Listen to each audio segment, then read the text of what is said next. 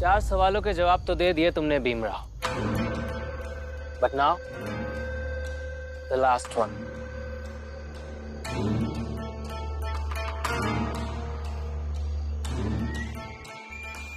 पांचवें और आखिरी सवाल का जवाब दो तो जानो, अभी तक भारत के इतिहास में सबसे ज्यादा संघर्ष करने वाले 5 लोगों का नाम बताओ, और तुमने उनके नाम क्यों लिए ये भी बताओ।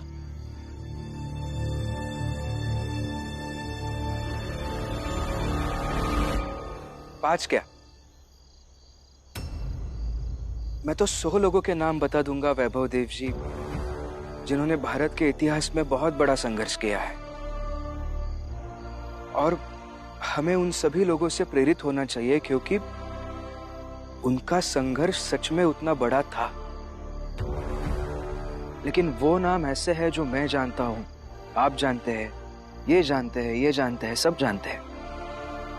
इसलिए आज मैं आपको उन लोगों के बारे में बताऊंगा जिनके बारे में आप नहीं जानते हैं। क्योंकि क्या है ना वैभव देव जी, कोई भी संगठन 4-5 लोगों से नहीं बनता है। वो एक समूह होता है बहुत सारे लोगों का, जिनमें से 4-5 लोगों के नाम हमें और इतिहास को याद रहते हैं। लेकिन बाकी 95 लोग भी होते हैं जो संघर्ष करते हैं, लेकिन वो छोटी जात के होते हैं।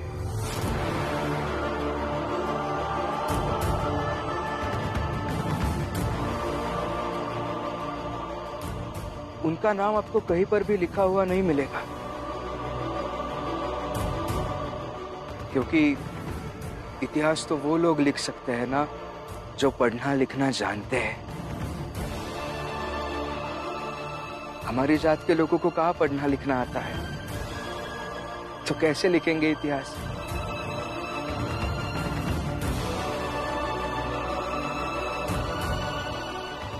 इसलिए वैभव देव जी, भारत के इतिहास में सबसे ज्यादा संघर्ष करने वाले वो लोग हैं जिन्हें आप छोटी जात के कहते हैं, और वो हम हैं।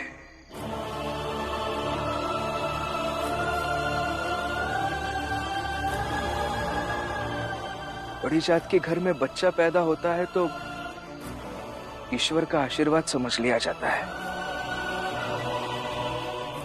लेकिन हमारे घर में बच्चा पैदा होता है तो समाज के लिए अभिशाप बन जाता है।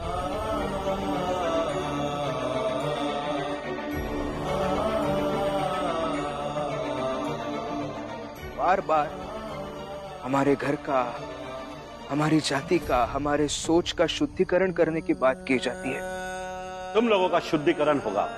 तुम लोगों को दीक्षा देकर एक बेहतरीन स्थान देना चाहते हैं, सम्मान का पात्र बनाना चाहते हैं।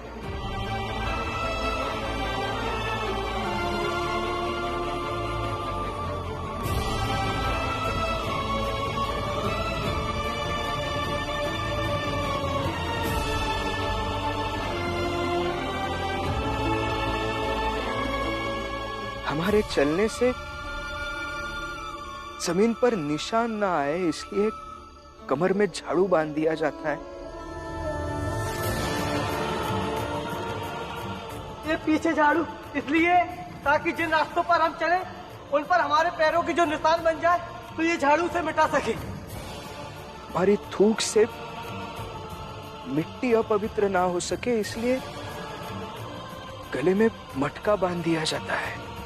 ये मटका देख रहे हो ना, ये इसलिए है ताकि हम जब ऊंची जाति वालों के मोहल्ले से गुजरे तो हमारा थूक उनकी जमीन पर ना गिरे।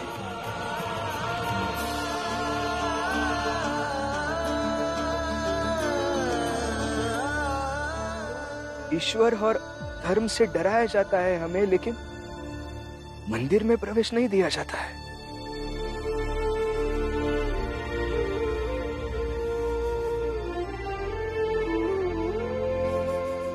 बड़ी जात के घर की, गली मोहल्ले की गंदगी हम साफ करते हैं, लेकिन हमारे छूने से पानी गंदा हो जाता है?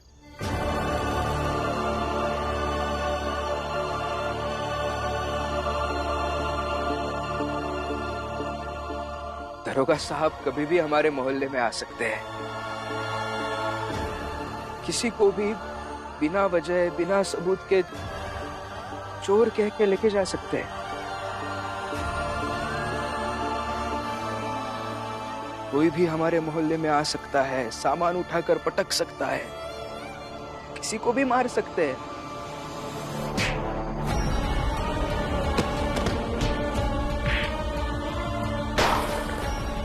जैसे मारना उनका अधिकार हो और मार खाना हमारा कर्तव्य।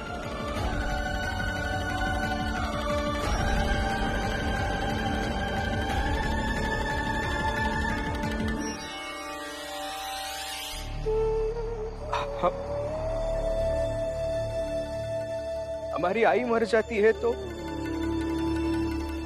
जलाने के लिए जगह भी नहीं दी जाती है। इसे जलाओगे कहाँ? वहीं जहां हम लोग अंतिम संस्कार करते हैं। वहाँ तो हम नहीं जलाने देंगे। इस महिला की लाश अगर तुम वहाँ जलाए तो पूरे गांव का वातावरण दूषित हो जाएगा। जाओ, ले जाओ, कहीं और जाके जलाओ।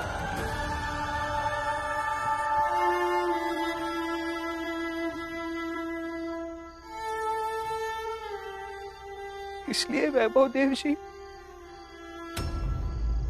हमें हर पल लगता है कि हम जीवन जी नहीं रहे हैं बल्कि जीने का बोझ हो रहे हैं। और वैसे भी समाज के लिए तो हम बोझ ही है ना।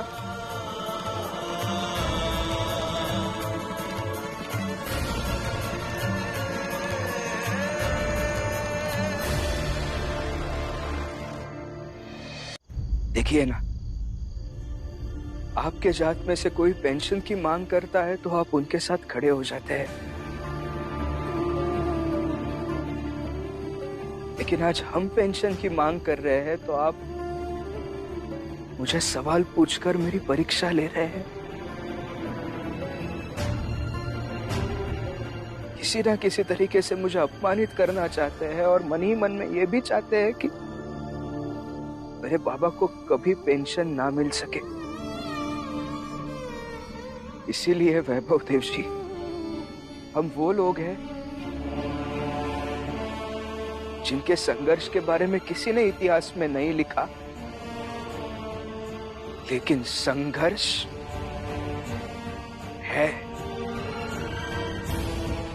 और इसीलिए मुझे ऐसा लगता है कि उन 5 नामों में पहला, दूसरा, तीसरा, चौथा और 5वां सभी नाम हमारी मतलब छोटी जाति के हैं।